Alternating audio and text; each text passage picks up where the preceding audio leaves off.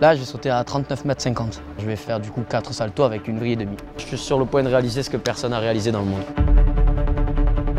Terrifiant, gros. Ah, d'un coup, des questions à se poser.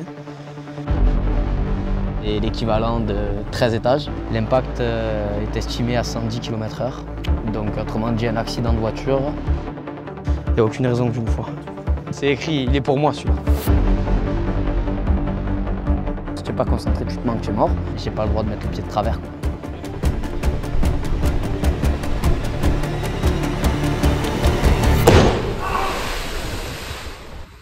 Là, Fabio vient de faire l'une des plus énormes erreurs de sa vie.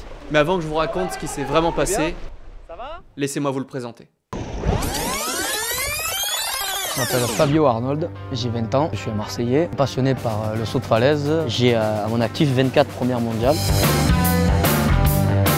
qui sont liées ou à la hauteur ou à la complexité d'un saut. Scientifiquement parlant, normalement l'humain n'est pas censé sauter à des hauteurs comme celle-ci. C'est pour ça qu'au-dessus de 27 mètres, c'est là que les compétitions de Red Bull s'arrêtent. Ah ben, si on n'est pas fait pour ça, c'est simple, hein, les impacts, ils te tuent dès le premier saut. Des sauts à 40 mètres ou plus, il en a fait un paquet, même quand il était très jeune. Mais aujourd'hui, il s'apprête à réaliser l'un des sauts les plus risqués de sa vie. Je vous réserve une surprise qui n'a jamais été faite dans le monde entier. Là, j'ai sauté à 39,50 m. Je vais réaliser un quadruple salto avec une vrille et demie si tout se passe bien. Et je sais ce que vous vous dites, c'est une tête brûlée. Et je peux pas complètement vous contredire. Mais ce que je peux vous affirmer, c'est que c'est aussi un athlète de très haut niveau. Alors pour sauter aussi haut, la base de la base, c'est les repères dans l'air. Ça reste un truc à entraîner vraiment de façon primordiale, tu vois. L'ouverture est bonne, mais pas la hauteur. Alors dans la vie de tous les jours, moi j'ai un métier, j'ai rien à voir, je suis dans la manutention. En revanche, dès que j'ai ne serait-ce qu'une heure de temps libre, j'en profite ou pour aller faire du trampoline ou pour aller faire de la gym. On cherche juste à m'ouvrir au bon moment dans l'air. Il y a énormément d'entraînement, minimum 2 fois par semaine, j'ai 2 heures de gym. 5 jours sur 7 par semaine, j'ai 1h30 de musculation. Ça peut prendre de la rigueur. De la rigueur, une hygiène de vie quand même à la limite de l'irréprochable. Mon robot, il était nul. C'est bien de développer toutes ces connaissances ici. Donc ça me permet aussi de travailler des figures que je ne peux pas travailler directement en falaise, car ou c'est trop dangereux, ou j'ai pas forcément l'endroit idéal pour. À développer mon instinct et mon oreille interne dans l'air, ce qui est très très important aussi. Je suis déjà en train d'imaginer au bord, tu sais. Là sur la dalle. Ça va être une dinguerie. Les images de personnes qui se blessent à des hauteurs comme celle-ci souvent me freinent, mais aussi me font garder la tête sur les épaules et la conscience du danger, qui est très important à garder. À partir du moment où je vais m'élancer de falaise, il faut que je sois conscient de ce que je risque quand même. La passion est venue tout seul à partir du moment où j'ai commencé à sauter dès l'âge de 14 ans à plus de 10 mètres. Aux alentours de mes 15 ans, quand j'avais fait mon premier 39 mètres, sur les 3 dernières années, je réalise les meilleures performances que j'aurais jamais pensé pouvoir réaliser un jour. Et là, je suis sur le point de réaliser ce que personne n'a réalisé dans le monde. Alors là, je vais sauter de ce rocher là, la pointe qui ressort vers l'extérieur. Là, on va aller se poser sur la dalle, on va regarder un peu le saut, on va essayer d'apprivoiser la falaise. C'est terrifiant, gros. Ah, d'un coup, des questions à se poser.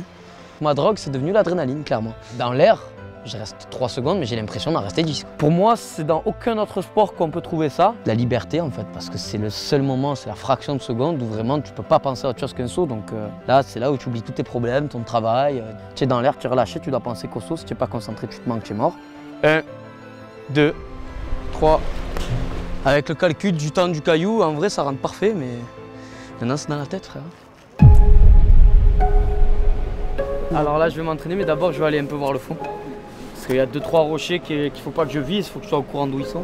Toujours accompagné de minimum 3 personnes pour avoir un minimum de sécurité, pour vraiment pouvoir m'assister si jamais j'atterris mal et que je ne retrouve pas de suite mes esprits, ce qui est assez logique même quand j'atterris bien. Là, ils sont 4 à l'accompagner dans les calanques. Ses amis, ils ont l'habitude de l'aider pour ses sauts, mais aujourd'hui, c'est différent. Ils sont tous sous pression.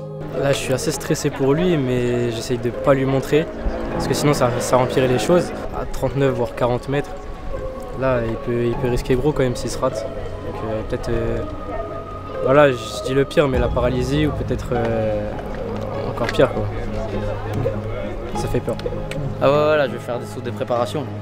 Là, j'ai pas le choix. Ça me sert à commencer à mémoriser la base de la figure. J'espère que ça va rentrer comme je l'ai imaginé à la perfection. L'impact est estimé à 110 km/h. Donc autrement dit, un accident de voiture. Sauf que l'eau c'est du béton et j'ai aucune protection. Je risque de tout me casser si jamais je suis bancal. Ah, c'est terrifiant. C'est un truc de fou la hauteur. Attends, il n'y a pas de retour en arrière, frérot. C'est écrit, c'est écrit. C'est écrit, il est pour moi celui-là. Tu es au courant que c'est encore plus une dinguerie que le 47 mètres, ça. Je sais qu'il faut que je calcule à la perfection mon saut, au millimètre, quoi. En fait, mon cerveau, il se déconnecte complètement, en fait. J'ai le regard noir. Limite, on va dire, j'entends pas quand tu me parles. Tellement dans ma bulle, parce que je dois avoir une concentration à 100%. 99, je me manque, donc 100. Ça fait le doute, hein? Ou non? Ah, y a pas de raison. Ta race.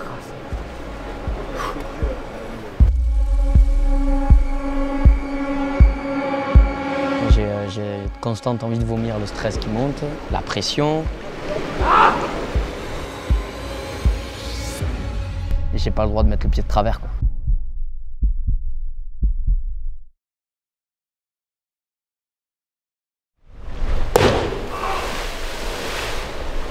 Alors? Yes! Tout le monde explose de joie, mais l'atterrissage de Fabio ne le laisse pas indemne. Il a atterri légèrement de biais et s'est pris l'eau de plein fouet. Conséquence, une légère commotion cérébrale et les gencives ensanglantées. Il sort de l'eau avec l'aide de ses meilleurs potes, mais il n'a pas le sourire. Il sait qu'il aurait pu y laisser sa vie, et moi, derrière la caméra, j'ai rarement eu aussi peur. J'ai vraiment cru que son atterrissage allait avoir des conséquences désastreuses. Quoi qu'il en soit, Fabio a réussi son pari, sauter à presque 40 mètres en réalisant une figure extrêmement complexe. Il décroche un nouveau record. Merci. Et devient un petit peu plus une légende des calanques. Voilà, ce reportage est terminé, j'espère qu'il vous a plu. Il avait pour but de faire découvrir les plongeurs de l'extrême par la personne de Fabio, et non pas de promouvoir ou de critiquer ce qu'ils font. En tout cas, n'hésitez pas à dire en commentaire, vous, ce que vous en pensez. Si ce reportage vous a plu, n'hésitez pas à vous abonner, on publie une vidéo longue par semaine. Et moi, je vous dis à la semaine prochaine. Ciao!